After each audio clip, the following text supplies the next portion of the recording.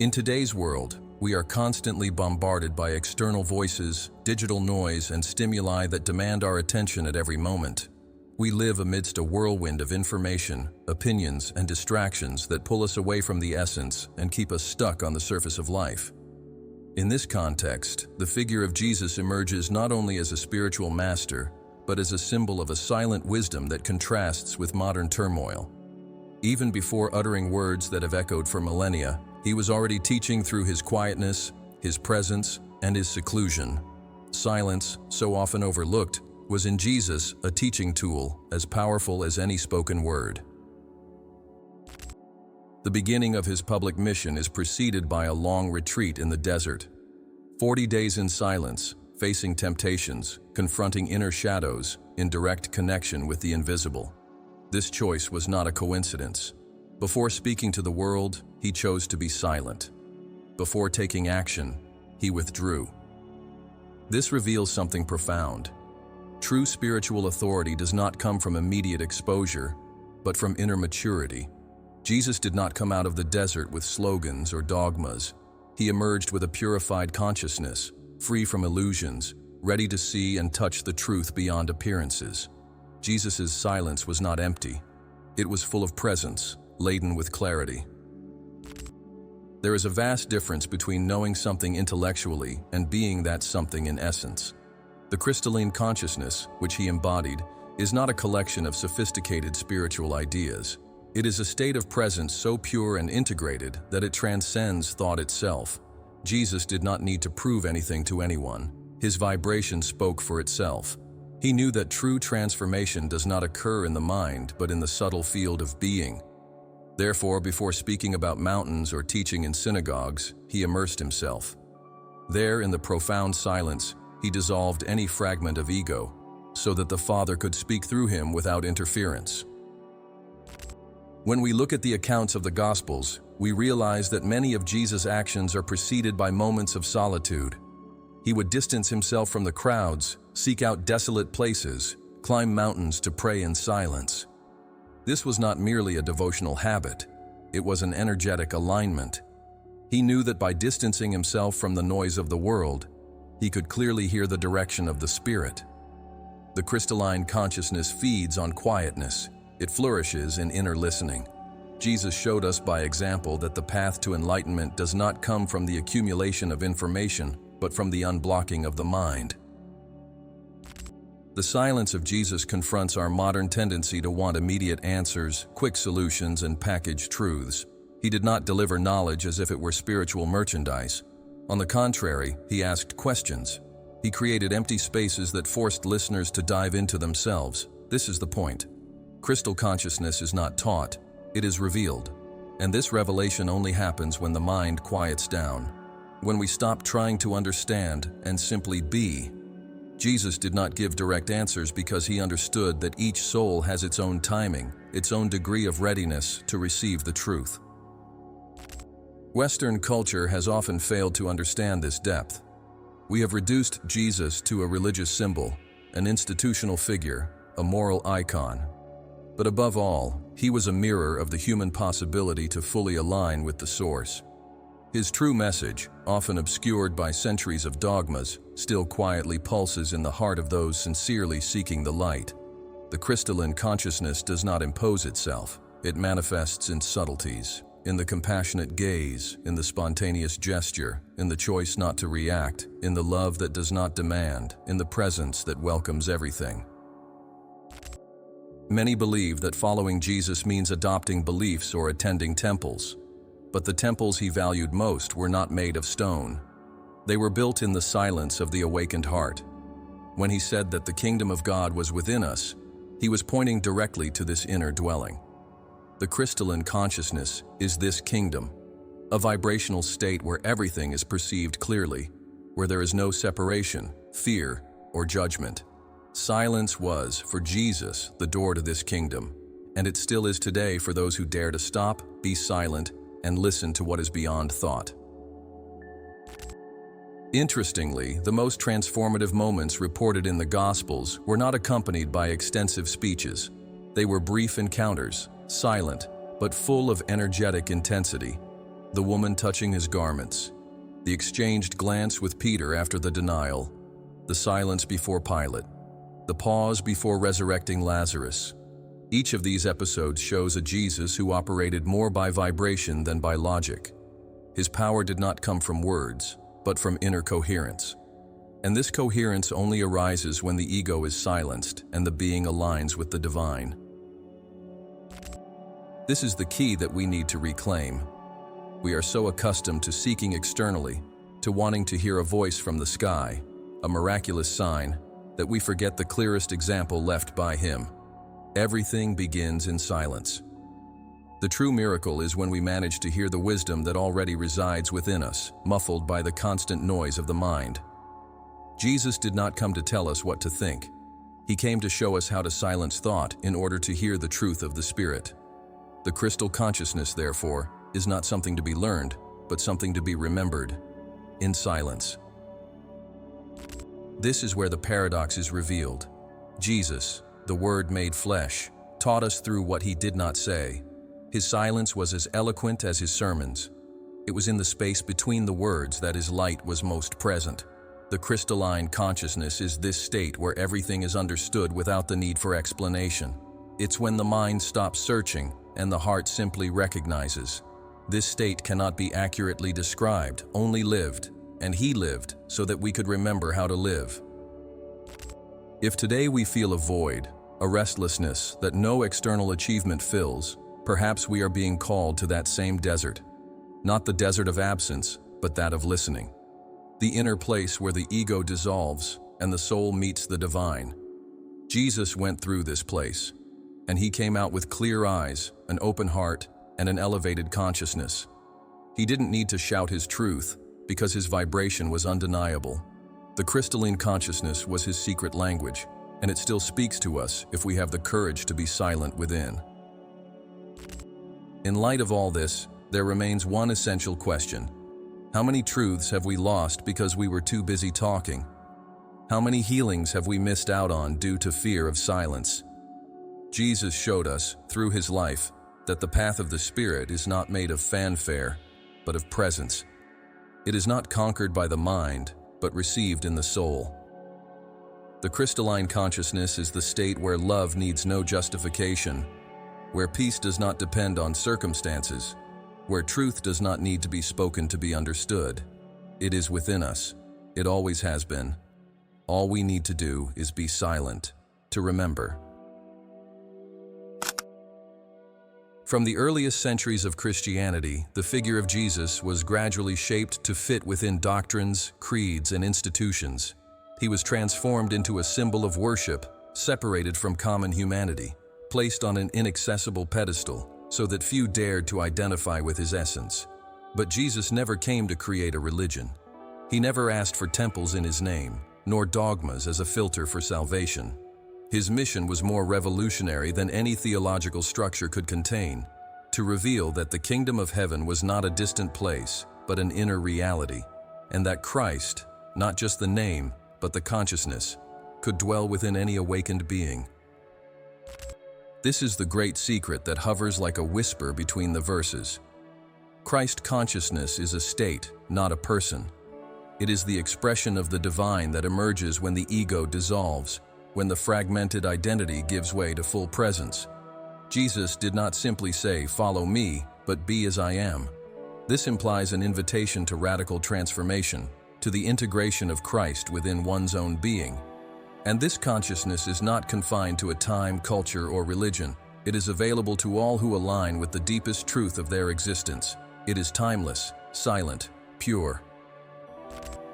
For centuries, the external interpretation of Jesus' message has conditioned us to see him as a savior who acts from the outside in, but the essence of his teachings proposed exactly the opposite, that true salvation occurs from the inside out.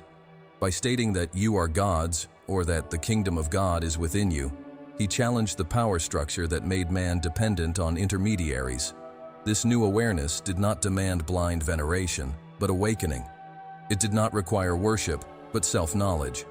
It was a call to return to the center of being, where Christ sleeps, waiting to be remembered. The crystalline consciousness is like a sacred seed planted deep within each soul. It may remain dormant for lifetimes, forgotten amidst the voices of the world, but it never gets lost. When someone begins to look inward, to question the imposed reality, to seek something beyond forms, this seed begins to germinate. The path of Jesus, then, becomes a mirror. Each of his gestures, every silence, every choice begins to reflect not just an example, but a living possibility. Christ ceases to be a name on the altar and becomes a real vibration within the one who awakens. It is at this point that doctrine fails to reach the essential. Doctrines delineate, categorize, create boundaries. The crystalline consciousness, on the other hand, expands, unifies, dissolves limits. Jesus did not speak to a specific religion, he spoke to humanity. He knew that the language of the Spirit surpasses the intellect and touches the heart directly. Therefore, his message was distorted, as the human system prefers control to freedom, norms to mystery. Doctrine provides answers. The inner Christ offers presence, and presence is something no rule can capture. Many still seek Jesus as someone who will solve their problems, heal their pains, or perform external miracles. But the true miracle has always been the recognition of one's own divine nature. Jesus pointed inward, most looked outward. This inversion of direction created an artificial distance between the human being and his own light. The crystalline consciousness undoes this distance. It reveals that the same spirit that animated Jesus pulses in each one of us, just waiting for space to express itself. It's not a question of deserving, it's a question of awakening. Institutional religion often draws a dividing line between the saint and the sinner, the sacred and the profane, the high and the low. But the consciousness of Christ dissolves these dualities. It operates at the center where everything is one. For Jesus, there was no separation between him and the Father. I and the Father are one. And this unity was not his exclusive right, but the destiny of every being that abandons the illusion of separation. When we recognize the Christ within, comparisons, fears, and power games cease. Only the light that recognizes the light in everything remains. This is the new birth that Jesus spoke of. It's not a change of belief, but of state of being. To be born again is to die to the old self, the one who feels victimized, inferior, unworthy, and to be reborn in the true self, free, aware of its connection to the source. It is in this inner space that the crystalline consciousness blossoms, not as an accepted dogma, but as an experienced frequency, a silence full of life, a clarity without words, a truth that doesn't need to be proven, only lived. And this is the Christ that dwells within us, not the one who teaches theories, but the one who awakens the being. The great transition of the modern era is precisely this, moving from external worship to internal embodiment. Many know Jesus, but few become Christ. This doesn't mean unattainable perfection, but living in coherence with the highest essence. The crystalline consciousness invites us to this life, where love is the foundation of every act, compassion is the constant gaze, and peace is the natural state. When we live from this place, we don't need to convince anyone of anything. Our own vibration becomes the teaching, our presence becomes healing. Jesus' proposal was never to create a group separate from the rest. He welcomed everyone, ate with those considered unworthy, touched the untouchables. This was a direct reflection of the Christ consciousness. It sees beyond appearances, beyond labels, beyond stories. It recognizes the divine spark in every face. And this is what changes the world, not religious ideas, but people who live from this vision. People who cease judgment, who become living channels of presence, who overflow with the light they carry in silence. This is the new gospel, not written with words, but lived in every breath. Thus, the question is no longer, do you believe in Jesus? Zrania, but have you acknowledged the Christ that dwells within you? Because believing is easy. Living as he lived is the true challenge. And this way of living begins in inner silence, in listening to the soul, in the courage to let die what is false. The crystalline consciousness is a fire that purifies without destroying. It does not demand perfection, but surrender. It does not require performance, but presence. When we allow this light to emerge, everything around us changes. Not because we force it, but because we radiate it. And this is more powerful than any speech. The world doesn't need more religion. It needs awakened human beings, present, aware of the divine they carry within. This was the true proposal of Jesus. This is the call of the crystalline consciousness. Not to follow a predefined path, but to tread the inner path of remembrance. Remember that we are not separate from the source. Remember that love is our original language. Remember that Christ is not out there, but here, breathing with us, simply waiting to be revealed. This remembrance is the beginning of a new life, a life where there is no longer a distance between us and the sacred. Most people see the world through filters accumulated over years of conditioning, experiences, traumas, and judgments. The human gaze, most of the time, does not see what is, but what it expects to see. Each interpretation of reality is shaped by unconscious beliefs that distort, project, and limit our ability to perceive the truth. Jesus, however, did not look through these clouded lenses. He saw with the eyes of the soul, with a clarity that cut through the layers of illusion. His gaze was like a mirror that reflected not the error, but the essence. He did not see sinners. He saw children of the divine who had forgotten who they were. The way Jesus perceived the world was one of the purest manifestations of the crystalline consciousness. His gaze did not separate, did not condemn, did not label. It was a clean look, stripped of fear or the need for control. When he approached someone, he saw beyond the body, beyond behavior, beyond appearance. He saw the spark, the potential, the real being behind the masks. This way of seeing transformed everything, for what is seen with love elevates, reorganizes, heals. Therefore, his most impactful encounters were silent, brief, but deeply transformative. It wasn't what he said, it was how he saw. Understanding as Jesus understood is to walk in the opposite direction of automatic judgment. It's being present enough to see the other without getting lost in the stories our mind builds about them. The crystalline consciousness trains us for this, to see without comparing, to welcome without justifying, to love without expecting anything in return. When he looked at Mary Magdalene, he did not see her reputation, but her hidden pain and dormant strength.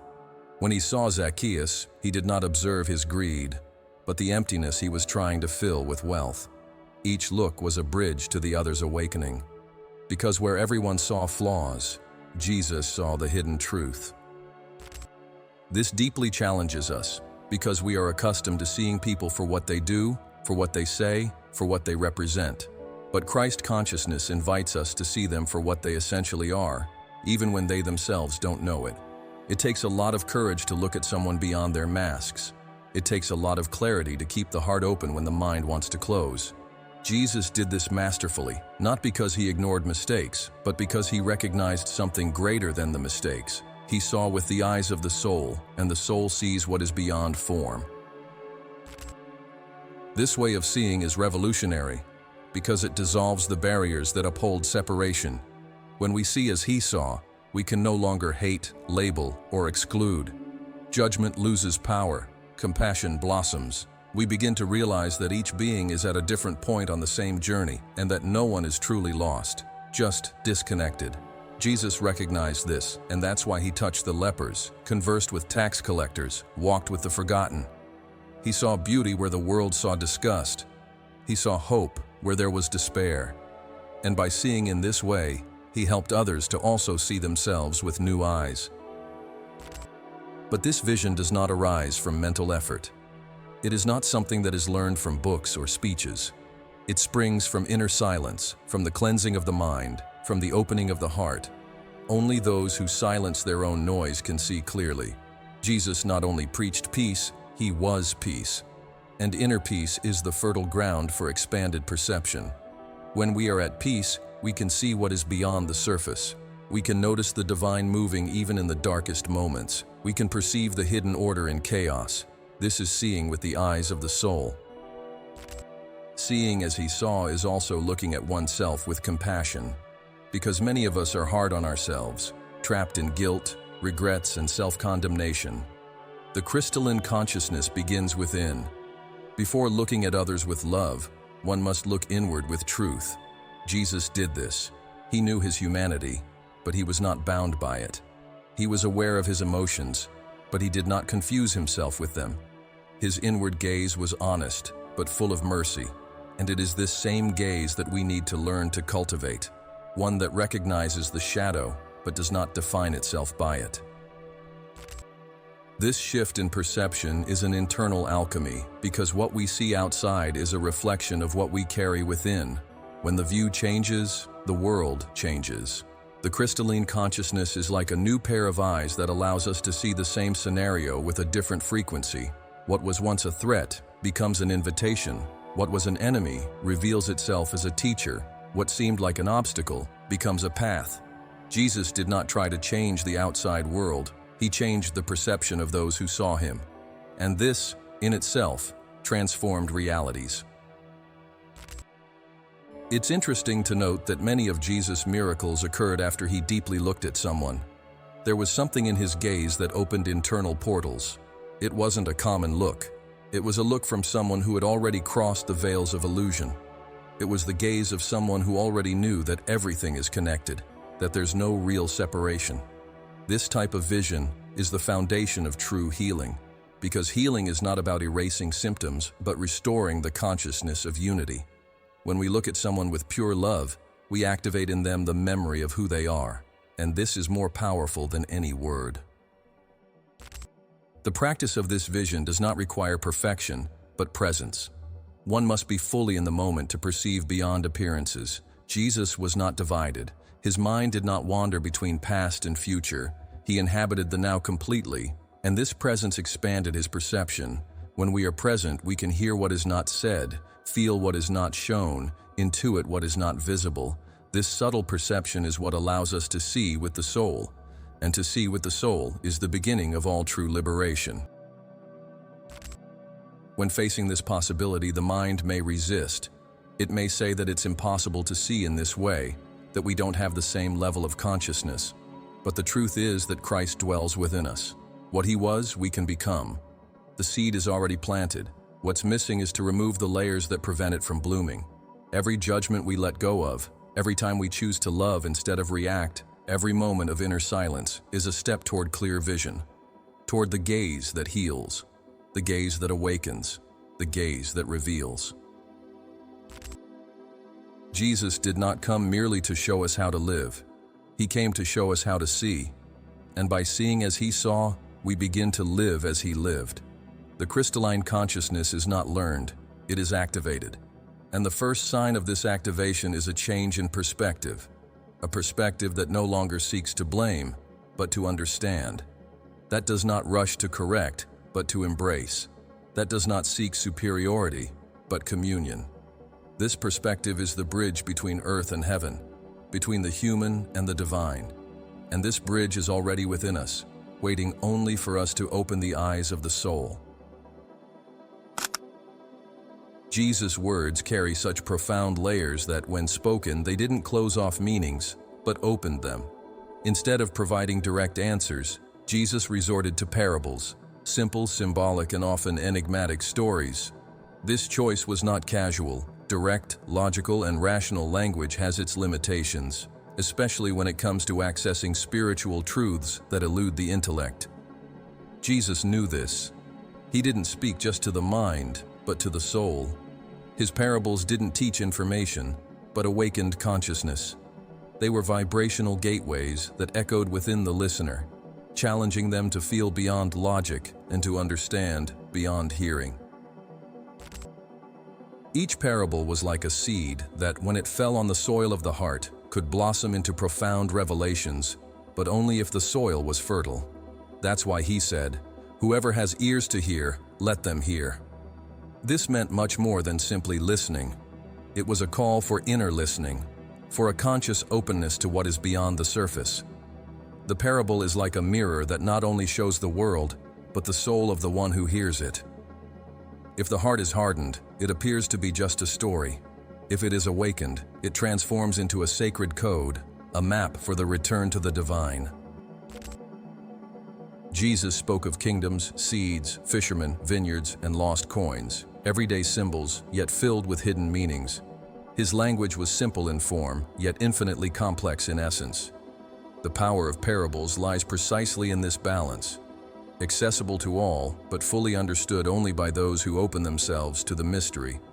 The crystalline consciousness, in this sense, is not something that is explained. It is something that is felt. That's why Jesus avoided rational explanations. He knew that the truth does not enter through the mind, but reveals itself in the silenced heart. In addition to the parables, what stands out most is the conscious use of silence. There are crucial moments in the Gospels where Jesus chooses not to respond, not to argue, not to explain. In the face of accusers, he remains silent. In the face of provocations, he quiets.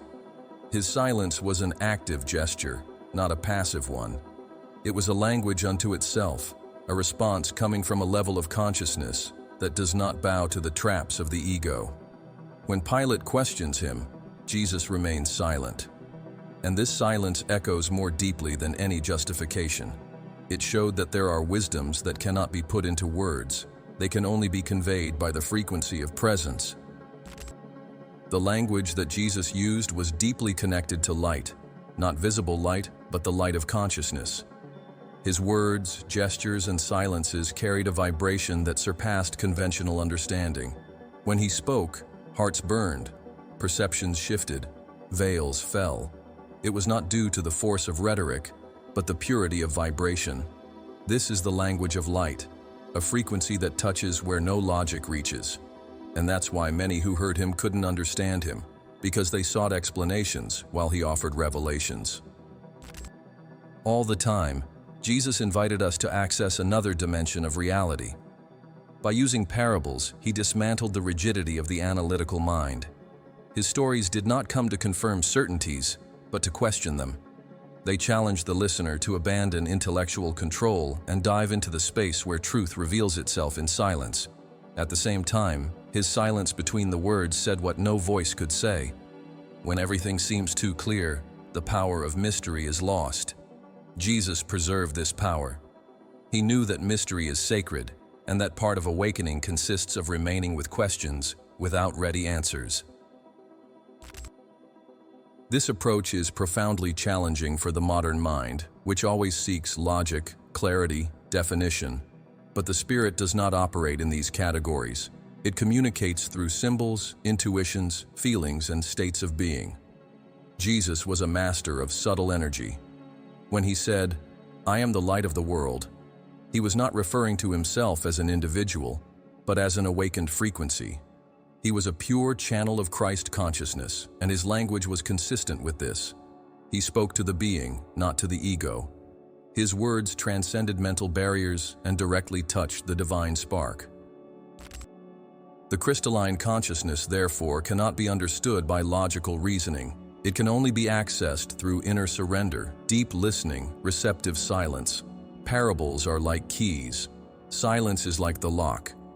Together they open the gateway to spiritual remembrance. And that's what Jesus did. He awakened dormant memories, reignited forgotten truths. He did not teach as a professor, but as a vibrational mirror. He pointed inward, even when it seemed like he was speaking from the outside. And this is the most beautiful part. Each parable is an invitation to return to ourselves. If today we feel that something is missing, that accumulated knowledge does not fulfill us, perhaps it's time to look at how we are listening. Maybe we are seeking clear words when what we need is to feel the silence. Jesus did not make everything clear on purpose. He knew that premature understanding prevents the blossoming of consciousness. The crystalline consciousness only reveals itself to those who accept to walk without guarantees, to those who embrace the mystery with humility. His parables are still alive, but they only breathe within hearts willing to listen to them with reverence and silence. This also shows us the value of spiritual ambiguity. In a world that craves definitions, Jesus offered symbols. In a time that seeks control, he proposed surrender. And in this paradox lies the key to elevation. The language of light is not binary. It's not black or white. It is vibrational, fluid, multidimensional. Each word spoken by Jesus had this character. It was like a multidimensional seed planted in invisible soil. And even today, when we read his words with the eyes of the soul, new layers reveal themselves, new understandings emerge, new internal doors open. In essence, all that Jesus did was reconnect people with their own inner wisdom. Parables were not explanations, but mirrors, and silence was the space where the Spirit could whisper. He showed us that truth is not in the words we hear, but in what they awaken within us. The crystalline consciousness, therefore, is this sacred listening, this perception born when the noise ceases. It is the language of being to being, of the divine to the divine. And that's why it cannot be taught, only awakened. In this awakening, we begin to realize that everything, absolutely everything, can be a parable. Each experience, each encounter, every pain, every joy. Life becomes the sacred book. The world turns into a coded message from the Spirit. Jesus saw this, lived this, and therefore did not need to explain everything. He was the explanation itself in the form of presence. The light that emanated from him did not need a caption.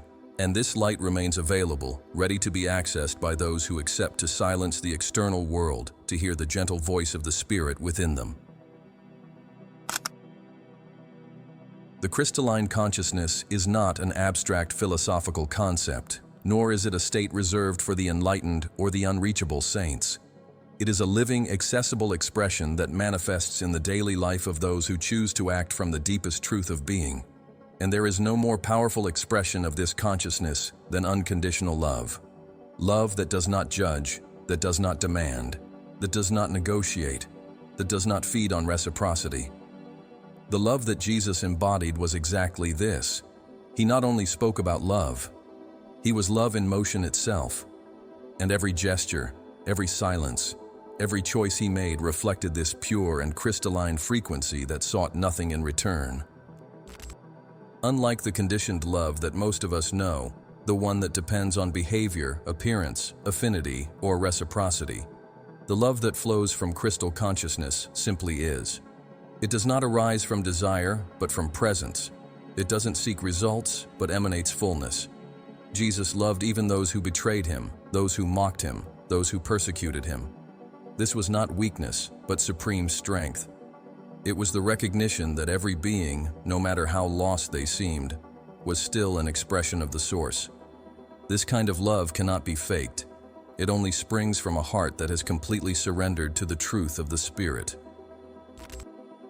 One of the most emblematic moments of this consciousness in action was when Jesus, nailed to the cross amidst pain and humiliation, declared, "Father, forgive them, for they do not know what they are doing." This phrase is not just a teaching, it's a burst of light amidst the darkness. Because only someone completely free of ego, completely aligned with the Christ consciousness, would be capable of loving at the height of pain. This love doesn't see error as something definitive, but as passing ignorance. And where the world saw cruelty, Jesus saw unconsciousness. He responded to hatred with compassion, to violence with serenity, to injustice with surrender. This pattern of action reveals a wisdom that transcends human logic.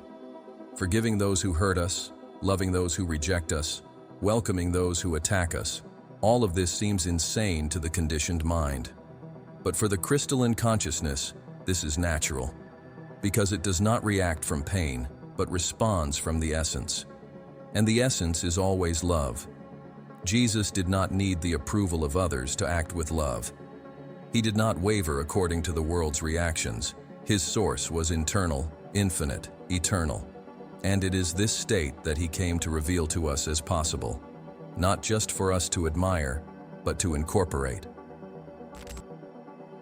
The action born from this consciousness is gentle, yet deeply transformative. It is not reactive, but creative. It doesn't come from effort, but from alignment. When crystalline consciousness is active in someone, their attitudes reflect harmony, even amidst chaos. Their speech is compassionate, even in the face of hostility. Their gestures are simple, but carry pure intention. Jesus did not make a show. He healed in silence, touched with gentleness, walked unhurriedly. His authority did not come from imposition, but from vibration, and his vibration was pure love, a love that did not need recognition to exist. This love was also expressed through unconditional forgiveness. Jesus did not set conditions for forgiveness. He did not require public repentance, nor formal confession. His compassion was immediate because his perception transcended the apparent mistake. He knew that every mistake is born from unconsciousness, from disconnection with the source. He also knew that punishing someone for the darkness they carry does not solve anything, it only reinforces it. Therefore, his attitude was always to remind, not to accuse, to restore, not to destroy. Jesus' forgiveness was not a moral act, but a natural consequence of his expanded vision. Another essential aspect of crystalline consciousness in action is non-reaction. Jesus was constantly challenged by Pharisees, by authorities, by confused disciples, and yet he remained serene. Not because he was indifferent, but because his response did not come from raw emotion, but from silent wisdom. Non-reaction is not passivity, it is maturity. It is choosing not to feed the cycle of violence, fear, and separation. It is remaining centered in the heart, even when everything around invites confrontation.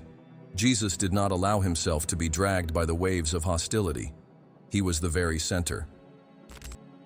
This coherence between essence and expression is what makes the love of the crystalline consciousness so powerful.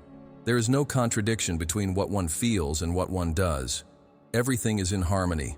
The inner truth manifests itself in outward actions. There is no need to pretend compassion. It naturally overflows. There's no need to force kindness. It reveals itself in the gaze, in the touch, in the presence. Jesus didn't try to appear loving. He simply was. And this being is the heart of true spirituality. It's the merging point between the divine and the human, between heaven and earth. Unconditional love is also the greatest dissolver of illusions. When someone is touched by this love, something reorganizes within them. Defenses fall, fear loses its power, guilt dissolves. Because this love does not accuse, does not pressure, does not manipulate, it simply welcomes. And in this welcoming, the soul remembers who it is. Jesus did this with everyone he met. He reminded them of their light, even when they were immersed in shadow. He did not see sinners. He saw beings temporarily forgotten of their essence, and by loving them in this way, he facilitated their own inner redemption. This is the true mission of the crystalline consciousness in the world: to heal without judging, to teach without imposing, to love without demanding. This consciousness moves lightly, but its presence transforms everything around it. It's like a breeze that cleanses the air, like a ray of sun that dissolves the fog, like a presence that changes the atmosphere of a place. And this presence is available to all of us.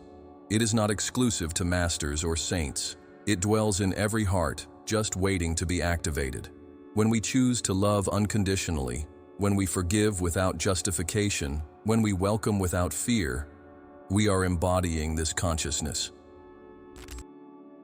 True spirituality is not measured by words, but by actions, not by beliefs, but by vibration. Jesus made this clear to us. He did not come to establish a new religion. He came to teach us to live from the essence. And this essence is love. Not the fragile and needy love of the world, but the solid and crystalline love of the Spirit. A love that is presence, that is truth, that is healing. When we allow this love to guide us, there is no need for speeches. Our very existence becomes prayer, our life a living parable, our gaze a gesture of healing. The challenge lies in living this love in a world that feeds on fear, separation, competition. But it is precisely here that the crystalline consciousness reveals its power. It does not adapt to the darkness, it illuminates it. Jesus did not wait for the world to change to love. He loved, and therefore the world changed around him. This is our call, not to be perfect but to be genuine, not to perform miracles but to be channels, not to be admired but to be consistent. The love that is expressed through the crystalline consciousness is the greatest miracle we can offer the world. And it is already here, just waiting to be lived. The greatest battlefield of human experience has never been the outside world, but the mind itself. It is there that the most silent wars are waged. It is there that fear takes root, that doubt spreads, that judgment strengthens, and that the ego builds its illusory fortresses. Jesus understood this structure profoundly. He knew that for the crystalline consciousness to flourish, it would be necessary to transcend the realm of the ordinary mind, the one that operates by conditioned patterns, accumulated memories, and distorted perceptions. Therefore, his practice was, above all, a practice of emptying. The mind of Christ is not a mind full of religious ideas. It is a silent mind, open, surrendered to the higher will. The ordinary mind is constantly busy. It evaluates, compares, projects, fears, desires. It lives trapped in psychological time. Between the past and the future, it is rarely in the now. This constant agitation prevents the perception of spiritual truth. The spirit speaks in silence, but the mind screams. And while mental noise prevails, the whisper of the divine cannot be heard. Jesus shows us, with his own life, the power of the surrendered mind. A mind that does not resist the flow of life, that does not cling to interpretations, that does not hold on to control. The mind of Christ is like a clear sky. Even when passing clouds appear, its nature remains unchanged. To achieve this state, the first step is to detach from the identification with thoughts. Jesus did not confuse himself with his emotions, nor did he react to external provocations based on mental impulses. He observed, discerned, and when necessary, withdrew to silence and realign. How many times do the Gospels report that he would withdraw to pray alone, to be in silence, to commune with the Father in intimacy? These moments were not rituals, but reconnections with the Source. Silence was the home where his mind was reoriented to the eternal truth, where internal conflicts ceased and vibrational peace was restored. The crystalline consciousness requires a mind like a serene lake. It's not about not thinking, but about not being enslaved by thoughts. It's about not reacting automatically, but choosing to respond wisely. When Jesus says, "Blessed are the pure in heart," he is talking about a clean mind, unobstructed by judgments and fears. The purity he pointed to was not moral, but vibrational. A purity that is born when we stop operating from the dual mind and start operating from unity. This is the mind of Christ, an undivided consciousness that sees clearly, that acts with love, that remains in peace even amidst the storm. By silencing his mind, Jesus allowed the Father's will to flow without resistance. There was no separation between him and the Source because he maintained no internal defenses. His phrase, "Not my will, but yours be done," encapsulates the entire practice of conscious surrender. A mind that surrenders to the Spirit ceases to struggle with life and begins to dance with it. This surrender is not passivity, it is higher intelligence. It is recognizing that truth does not come from effort, but from deep listening. That wisdom does not come from the accumulation of data, but from vibrational receptivity. The mind of Christ is like an antenna that picks up the frequency of the divine in real time. This mind also operates with refined discernment. Jesus was neither naive nor manipulable. His silence was not a lack of response, it was a conscious choice not to feed another's ego. He knew when to speak, when to be silent, when to confront, and when to step away. His mind was so aligned with the Source that every action he took came from a point of total coherence. And this coherence is one of the hallmarks of crystalline consciousness. There is no internal contradiction, no paralyzing doubt, no confusion between what one feels and what one does. It is a mind that no longer seeks to protect itself, but to express itself in total transparency. This mental clarity is also the fertile ground where miracles are born. Jesus did not perform miracles as isolated supernatural acts. They were natural consequences of his attunement with the divine. A mind without resistance is a pure channel where the energy of the Source can operate. When he said, "Your faith has healed you," he was referring to the person's mental and vibrational state. Faith, in this context, is not blind belief, but absence of doubt. It is the complete surrender that allows healing to occur. The mind of Christ does not create obstacles, does not rationalize the light. It simply allows it to manifest. For many, this state seems unattainable. The modern mind, overwhelmed by stimuli, commitments, and worries, can't imagine what it's like to live in inner silence. But crystal consciousness doesn't require us to withdraw from the world. It invites us to be in the world without the world owning us. The mind of Christ can operate amidst traffic, meetings, and everyday challenges, because it doesn't depend on external circumstances, but an internal decision to be silent, to breathe, to observe without judgment, to respond from peace, not fear. Each moment is an opportunity to practice this return. And when we begin to practice this state, we realize that it's not as distant as we once thought. The mind of Christ is our original nature, before the interferences, before the wounds, before the limiting beliefs. It's the clear sky that has always been there, merely obscured by the passing clouds of thoughts. When we turn inward, when we allow silence to speak louder than noise, something within us realigns. The mind quiets, the heart opens, and the presence of the Spirit becomes tangible.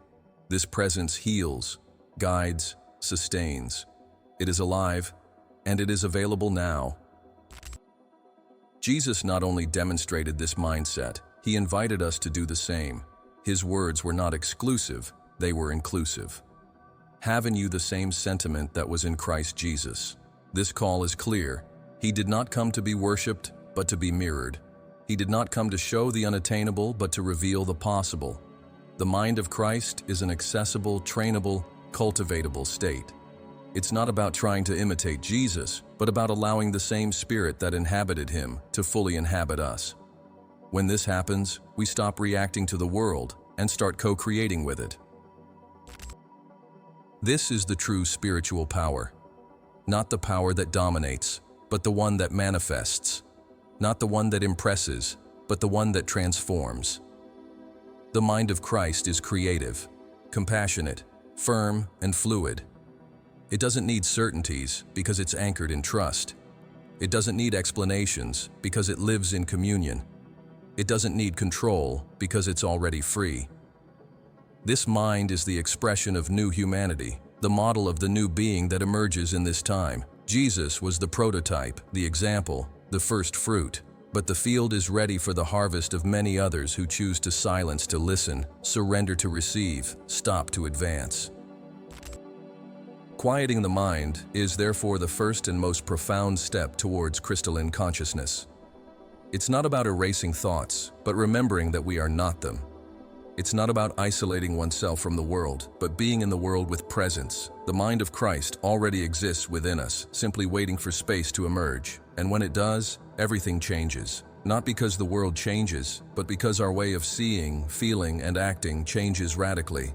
The noise gives way to harmony. Fear dissolves into trust, and the divine, which has always been present, finally finds space to express itself. There exists in every human being a silent abyss between who they believe themselves to be and who they truly are. This split, invisible to the eyes but palpable in experience, is the root of all the pains, anxieties, and unbridled pursuits that drive humanity. The constant feeling of incompleteness, existential lack, internal conflicts, all stem from this disconnection. Jesus, with his lucid and loving presence, came precisely to point out this inner void not as something to be feared, but as a portal to the reunion with the true self. The journey he proposed was not geographical, nor theoretical. It was a courageous dive beyond the layers of constructed identity, towards the essential unity where the crystalline consciousness resides. This fragmented self is the ego, the conditioned personality, the set of memories, beliefs, traumas, and narratives that have accumulated over life, and that, at some point, began to be confused with the being itself. It is this self that gets offended, that compares itself, that competes, that feels superior or inferior, that clings to the past or fears the future. This self is unstable, limited, and always unsatisfied, for it is disconnected from the source. The crystalline consciousness, on the other hand, is the real self, indivisible, eternal. Jesus embodied this unity. He did not confuse himself with the character. He knew who he was, where he came from, and where he was going. He lived from the center, not the periphery of being. The journey that Jesus proposed to us is, therefore, a process of detachment. Detachment from fixed ideas about who we are, detachment from social masks, detachment from control, detachment even from the deepest rooted beliefs. Because all these structures are walls that isolate the self from its own truth, and this truth is not something that is invented. It is something that is revealed when the illusory layers fall. Jesus did not ask for people to become something they were not. He asked that they stop being what they are not, that they let go of the false so that the true could emerge. And this is the most challenging journey because it requires death. Death of the old self so that the real self can be reborn. This rebirth is what he called being born of the Spirit. It is not an external event, but an inner transformation, a point of no return where consciousness frees itself from identification with form and aligns with essence. This process is symbolized by the cross not as an instrument of suffering, but as an archetype of transition. The crossing from the fragmented self to the unified being requires going through the pain of deconstruction. It is necessary to face the deepest fears, the unfulfilled voids, the repressed shadows. Jesus went through this in Gethsemane. His agony was not just physical, it was the ultimate confrontation of the ego before total surrender to the Father's will. This delivery is the turning point. When control is let go, when one says, "Thy will be done," space is opened for the unified being to manifest. And this being does not need to be constructed because it already exists. It is not a product of evolution, but of remembrance. It is what we have always been before we believed we were something different. This remembrance is activated when the inner silence is deep enough to dissolve the distractions of the mind. Jesus showed us this in every gesture. He did not live trying to be light. He was, because there was no more internal resistance. Unity with the Father was his foundation, and from it, everything flowed naturally. The unified self has no need to prove anything. It does not compete, does not accumulate, does not cling to labels. It lives in communion with everything because it recognizes everything as part of itself. This perception is what we call expanded consciousness, a state where there is no longer separation between the internal and the external, between the human and the divine, between the self and the other. Jesus operated from this consciousness. He saw God in flowers, in children, in fishermen, in prostitutes, in foreigners, in enemies. For him, everything was a manifestation of the same source. And by seeing this way, he became a bridge between worlds, between the visible and the invisible, between the fragmented and the whole. This process of inner unification is also a reconciliation. The human soul carries within it opposing energies that, when not integrated, cause conflict and division. The masculine and the feminine, strength and tenderness, reason and intuition. The crystalline consciousness is the alchemy of these opposites. Jesus embodied all these qualities in balance. He was firm without being harsh, compassionate without being weak, rational without losing sensitivity, spiritual without denying the body. This integration is what enables living from totality, no longer as a fragment, but as a complete expression of the source. In practice, this is reflected in how we move in the world. The unified self does not live by reaction, but by inspiration. It does not seek to protect itself, but to express itself. It does not attempt to control, but trusts. This trust is the result of a direct connection with the Spirit. Jesus trusted fully. Even in the face of death, there was no despair, only surrender, because he knew that life does not end in the material, that consciousness is eternal, that love is invincible. And this inner certainty is what made him free. True freedom is not in doing what one wants, but in not being enslaved by any illusion. That is being one. The crossing also leads us to the encounter with sacred vulnerability. The fragmented self fears being exposed, judged, rejected. But the unified being does not need to hide. It is transparent because it has nothing to defend. Jesus was vulnerable, he cried, he empathized, he felt pain. But his vulnerability was not weakness, it was openness. He was not afraid to be seen as human, because he knew that his worth did not depend on his image. This is one of the greatest learnings of crystalline consciousness, to let the armors fall, to be real, to be whole, to be as we are, without masks, without filters, without the need to please. As the crossing progresses, something magical happens. The separation between me and the divine dissolves. It becomes clear that we are not human beings seeking spiritual experiences, but spiritual consciousness having a human experience. This inversion changes everything. We start to live with more lightness, more presence, more truth. The external world remains the same, but our perception changes radically, and with it, the way we interact with everything around us changes as well. The crystalline consciousness returns us to the original state of communion with life. There is no more division, only fluidity. Finally, this journey is the most sacred one anyone can undertake. It doesn't require a passport, nor formal initiations, nor religious titles or affiliations. It only requires courage. The courage to look inward, to let go of what is not real, to cross the desert of the ego, to reach the oasis of being. Jesus walked this path before us, not to be worshipped, but to show us that we can too. That the same spirit that guided him is within us. That the same light that illuminated him resides within us. That the same consciousness that made him free can now free each one of us. And this realization is the beginning of a new birth. Silent, internal, real. A large portion of humanity knows the story of Jesus through texts, institutions, and traditions that have been built over the centuries.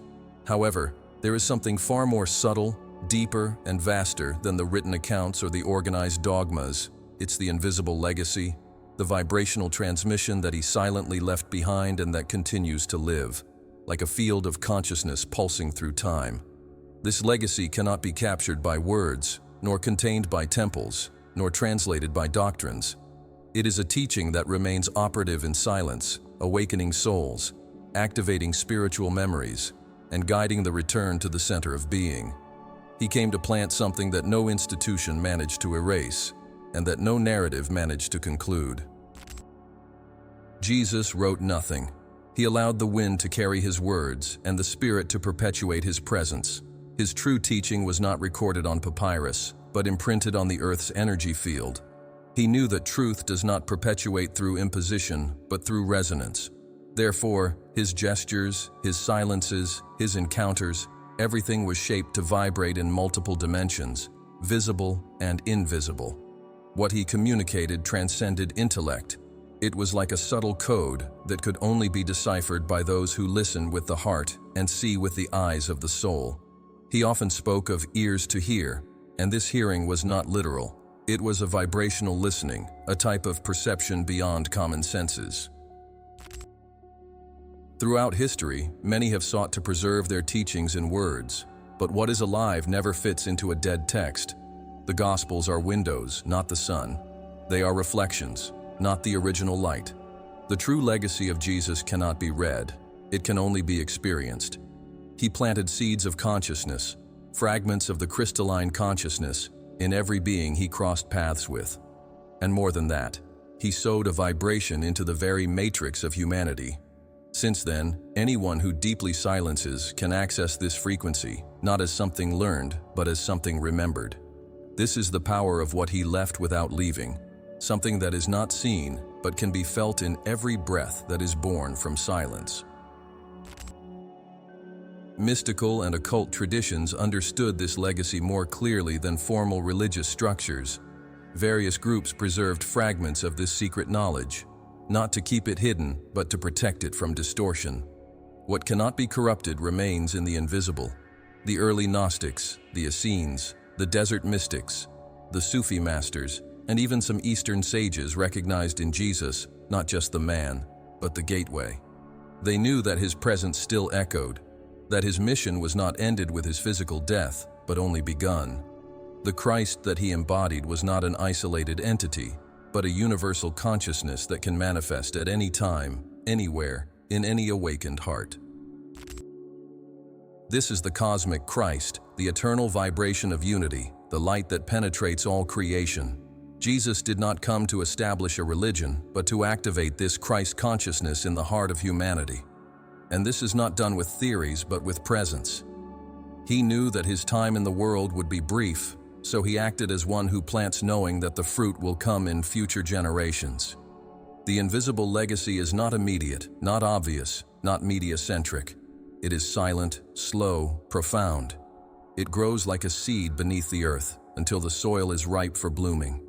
And the time for this flower has come.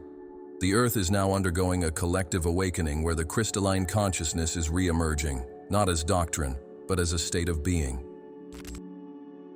What he didn't say was perhaps the most precious, because what is not said cannot be distorted. The subtext carries mysteries that defy reason. Jesus spoke through symbols, but left the space of silence for each soul to complete the revelation within itself. He respected the other's time. He did not invade with ready answers. He trusted in each one's ability to connect directly with the source. This is rare, it's revolutionary, it's sacred. He did not form dependents, but awakened ones. And this came at a high cost, for the system always fears those who liberate instead of control. The invisible legacy also perpetuates through spiritual memory. There are people who have never read the Gospels, who have never attended temples, but who feel, with profound clarity, the presence of this master. He is not the property of a religion. He is a living archetypal presence. And when this presence is activated, it doesn't need explanations. It touches directly to the core, awakens tears without apparent cause, provokes internal renunciations, and leads to the burning desire to live with truth. This legacy does not speak to the mind, but to the soul. It does not instruct. It transforms. It does not explain, it reveals. And this revelation happens in silence, in stillness, in listening, without intention. Throughout history, many enlightened individuals have been touched by this consciousness without ever having access to the formal texts of Christianity. Because Christ is not in the books, he is in the field. He is in the vibration of those who have surrendered. He is in the anonymous gestures of love, in the silent choices for truth, in the courage to keep the heart open even in the face of pain. This is the true inheritance, a consciousness that manifests in simple actions, in presences that do not need to be seen, in lives that illuminate without making a fuss. Jesus knew that the world would try to appropriate his image. That's why he left something that cannot be captured. The power of this transmission lies in the fact that it continues to operate. It doesn't depend on priests, hierarchies, or specific traditions. It only depends on a human being willing to be silent, to listen, to surrender to the light that dwells within them. Jesus knew that he didn't need to be physically present to continue teaching. He dissolved into the consciousness of humanity and since then acts as an invisible guide, like the wind that blows wherever it wants. Sometimes he appears in a dream, other times in a profound silence. Sometimes in a gesture from a stranger, other times in a sudden insight. Christ lives where there is truth. What he left without leaving is also a responsibility, because once this consciousness is touched, there is no return to comfortable ignorance. Being touched by this light is like waking up from a deep sleep. Life will never be the same again. Priorities change. Desires dissolve. The sense of existence shifts from having to being. This can be disconcerting at first, but it is the deepest liberation one can experience.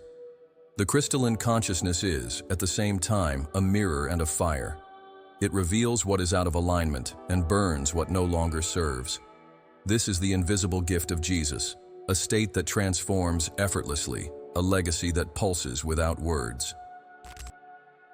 At this point in the journey, we understand that Jesus' greatest teaching was not a set of ideas, but his own vibration. He was, and still is, an accessible frequency field. His true gospel lies in the silence between thoughts, in compassion beyond judgment, in surrender that dissolves fear. What he left behind is not only in history, it's in the now. And every being that awakens to this also becomes a carrier of this legacy. Christ multiplies in silence, in simplicity, in presence. And his work continues, not on the altars, but in the hearts that dare to remember. For centuries, humanity has envisioned paradise as a distant place, a promised destination beyond life, reserved for those who obey certain precepts or belong to certain beliefs. But Jesus, with his silent wisdom and his unclouded vision, never pointed to a geographical heaven or an earth to be reached only after death. He spoke of a kingdom that does not come with observation, that is within you. This new earth is a vibrational reality, a dimension of consciousness accessible now, in this body, in this life, at this moment. And this is precisely what he called us to manifest. A state of being so aligned with the source that it transforms wherever it goes, the visible reality. To become what he was is to realize this kingdom here and now. Jesus didn't simply come to announce a heavenly future. He was the living manifestation of a consciousness that redeems the world from within. He was in essence the model of a new human being, not separate from God, but in perfect unity with the divine. The crystalline consciousness that flowed from him was not a privilege, but a reminder of what we all are by nature, before we were shaped by fear, ego, the culture of separation, this new earth.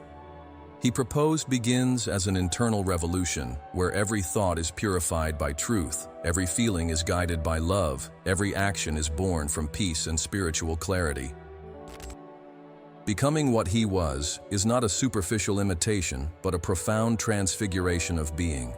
It is allowing the spirit to take the place of the ego, for wisdom to replace reaction, for silence to become stronger than any speech.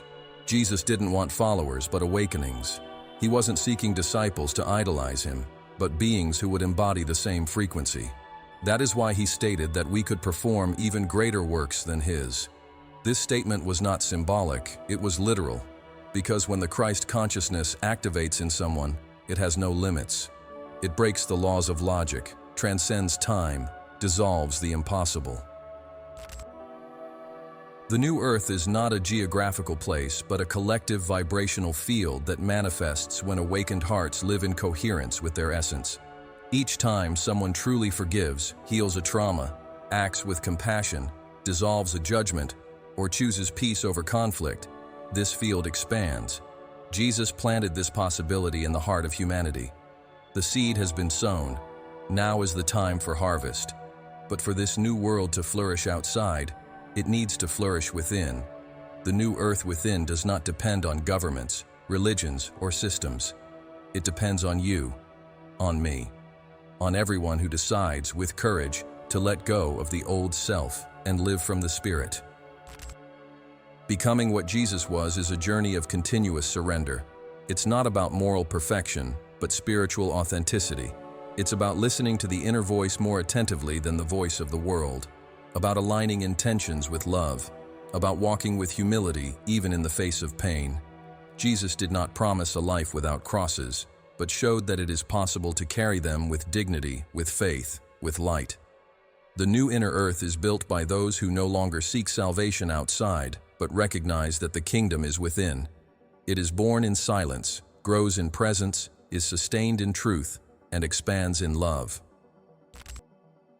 Every aspect of Christ that Jesus manifested, his compassion, his firmness, his clarity, his surrender, are latent qualities within all of us.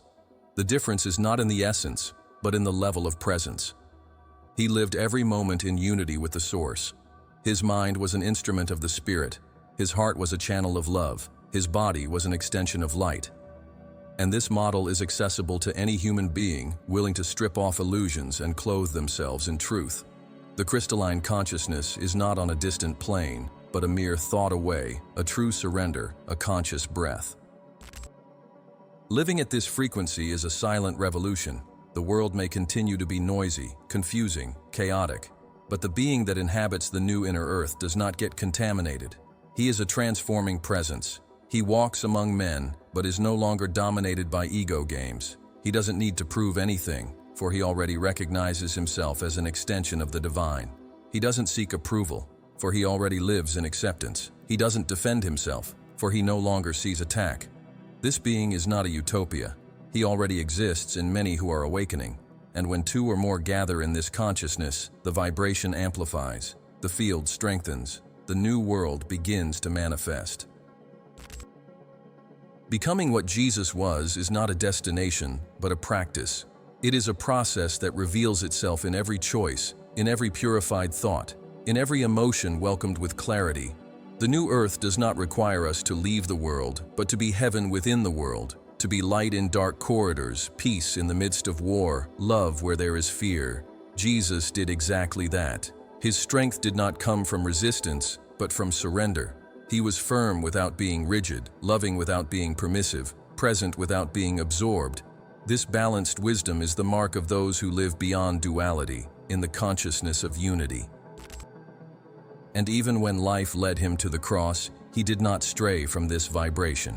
He remained whole, serene, anchored in spirit. This is the new earth, to live unshakably even amidst losses, to keep the heart pure even in the face of pain, to continue radiating light even when everything seems dark. Because those who already inhabit this state do not depend on external circumstances. Peace is no longer the result, it is the starting point. Love is no longer the response, it is the foundation. Truth is no longer sought, it is lived. This is the state of the new being. This is the true incarnate Christ. The new earth also calls us to compassionate action. It is not a state of spiritual alienation, but of active presence. Living this consciousness is to become an agent of healing in the world. It is not only to meditate in silence, but to touch with tenderness, speak with wisdom, act with integrity. Jesus healed with a look, with touch, with words. He was a pure channel of the source. We can be too, not to save the world, but to express the divine in the world. Every pure gesture transforms the vibration of the planet. Every coherent decision strengthens the invisible network of light that supports the new age. And the most beautiful thing is that this transformation does not require grandeur. The new earth manifests itself in the details, in the non-judgmental gaze, in the welcoming embrace, in the unspoken that respects, in the word that builds. It is in humility that Christ re-emerges, not in cathedrals, but in simple hearts, not in speeches, but in the silent life that radiates love. To become what Jesus was is to recognize that there is no separation between us and the sacred, that the Spirit does not visit, but dwells, that salvation is not a future prize, but a present state of being, that eternity begins now, with the next breath. The final call is simple, yet profound. Don't wait for a Messiah to come from the sky. Be the one who descends into your own heart and rediscovers what had been forgotten. The return of Christ will not be an external event, but a collective inner awakening. When many become like him, the earth will be heaven. When many choose to live with a clear mind, an open heart, and feet firmly grounded in truth, the new earth will be inevitable. And this earth is already being born, within each one who says yes. Yes to light, yes to love, yes to truth, yes to crystalline consciousness. Because after all, becoming what he was is not just possible, it's our destiny. It's who we've always been. And now, finally, we remember. Mind unfettered. Now it's up to you. If this journey has ignited in you the memory of what has always been there, silently waiting, then please respond to me in the comments with sincerity. What is being born within you now that you understand what it is to live from the crystalline consciousness? Leave in the comments your truth, your vision, your seed. Let's manifest this new earth together, starting by sharing what touched your soul the most in this video. When you comment from the heart, you not only affirm yourself in this new vibration, you inspire others to do the same. This is the power of an awakened community. We no longer walk alone. Every written word is a flame that ignites in another soul. We, the mind unfettered, are here for this: to remember, to awaken, to live the new, together. And if you felt that this truth needs continuity, then don't stop now. The path doesn't end here. Click on the video that is right now on your screen and dive in with us into the hidden prophecy of the three veils, what only the truly awakened can see. You are about to cross another threshold of revelation. The next step is already waiting for you. Let's go together, mind unfettered. The journey is just beginning.